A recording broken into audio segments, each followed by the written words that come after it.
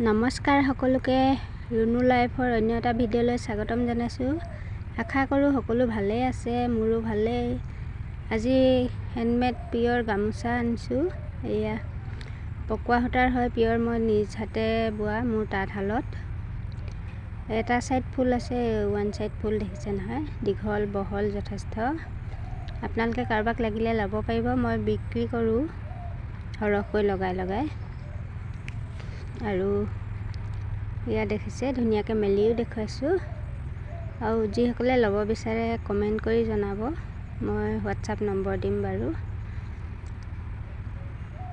এয়া অলপ গামোচাবোৰ কাটি ৰ'দত দি ৰাখোঁ, যিহেতু কেইদিনমান ৰাখিব লগা হয় কাষ্টমাৰ নাপালে, পকোৱা সূতাৰ হয় যিহেতু। আৰু এয়া মই নিজে শালত বৈছোঁ, আপোনালোকক দেখুৱাই দিছোঁ। আৰু কিনা বুলি নাভাবিব, কিনাবিলাকৰ নিচিনা একেবাৰে নহয়, কোচ খাই নাযায় আৰু গৰমত ল'বলৈ বহুত ভাল হয় পকোৱা সূতাৰ গামোচা। যিসকলে ঘৰত বোৱা গামোচা লয় তেওঁলোকে গম পায়।